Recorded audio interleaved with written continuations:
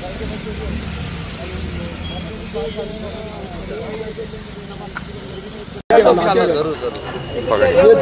जरा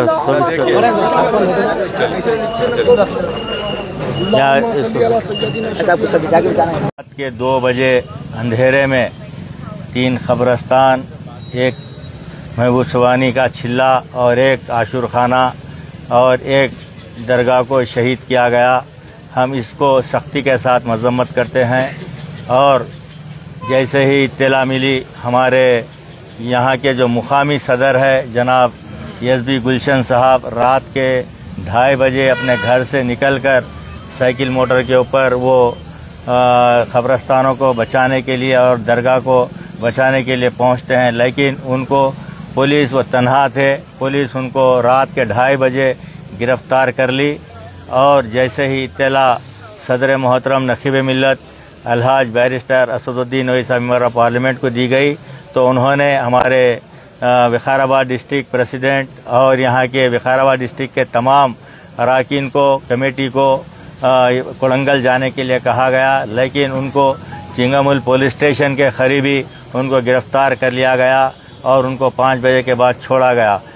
जब फिर उसके बाद सदर मोहतरम ने मुझको टेलीफ़ोन कर बताया कि आप इमीडिएट कोड़ंगल के लिए जाइए, तो मैं हादी साहब को टेलीफ़ोन किया कि आप कहाँ पर है, तो उन्होंने कहा कि मुझे पुलिस के साथ में उनको हैदराबाद ले आया जा रहा है। तो उन्होंने किसी भी तरीक़े से चवड़ला के पास उतर गए, वहाँ से मैं उनको लेकर कोड़ंगल को आया और यहाँ पर आने के बाद में हम पूरे जितने कब्रिस्तान थे उन कब्रिस्तानों का मुशाहिदा किए और महबूब सुबानी का छिल्ले को आकर देखे। और ये बड़ी अफसोस की बात है कि कहीं पर भी अगर रोड बाइंडिंग होती है, चाहे किसी भी मज़हब के मानने वाले हो, चाहे हिंदू हो या मुसलमान हो या सिख हो, ईसाई हो, उनकी इबादतगाहों को, उनके कब्रिस्तानों को महफूज करते हुए रोड बाइंडिंग किया जाता है। लेकिन यहाँ की आवाम का ये कहना है कि यहाँ के कोड़ंगल के जो म्यूनसिपल कमिश्नर है एक तासुबियत रखते हैं। उन्होंने अपनी तासुबियत का मुजाहरा करते हुए रात इन कब्रिस्तानों को मुस्मार कर दिया और हम इसके ख़िलाफ़ में एहतजाज करते हैं और साथ ही साथ हम वक्फ बोर्ड के सीओ साहब और चेयरमैन साहब से भी यही गुजारिश करते हैं कि इनके ख़िलाफ़ में अभी हम डीएसपी विकाराबाद से और सीआई कोड़ंगल से भी मुलाकात किए और उन्होंने तयख़ुन दिया है कि एक मेमोरेंडम दिया जाए।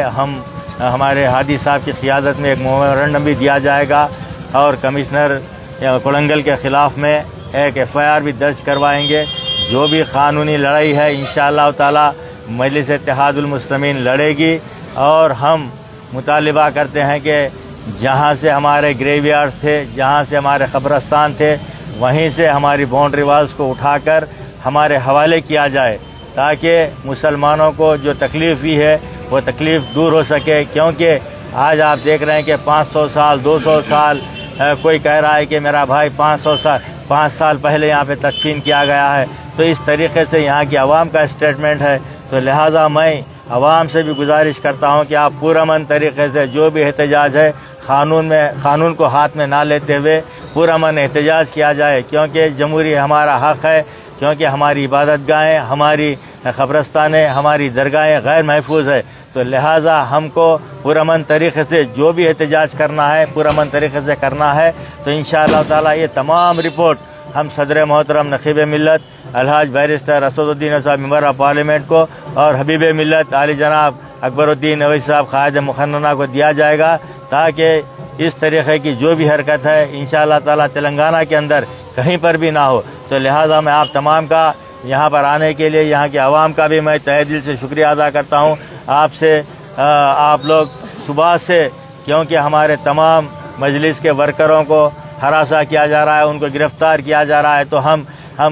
एसपी साहब से सुबह में भी बातचीत किए। उन्होंने मुझसे कहा कि विकाराबाद के एसपी साहब छोटा मामला है, हम यहाँ पर आकर देखते हैं तो छोटा मामला नहीं बल्कि यहाँ पर 3-3, 4-4 कब्रिस्तानों को मुस्मार किया गया है। तो लिहाजा पुलिस और MC है, जो भी है यहाँ की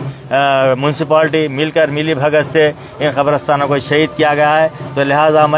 हम सदर मोहतरम को कल रिपोर्ट दिया जाएगा, क़ायद मुखन्नना को भी एक मेमोरेंडम दिया जाएगा ताकि इसके खिलाफ में जो भी कार्रवाई हो सकती है कानूनी कार्रवाई की जाएगी। और हमारे यहाँ के जो वक्फ बोर्ड का अमला भी आया है, हम उनसे भी गुजारिश करते हैं कि वो जो भी रिपोर्ट है आप रिपोर्ट दें और एक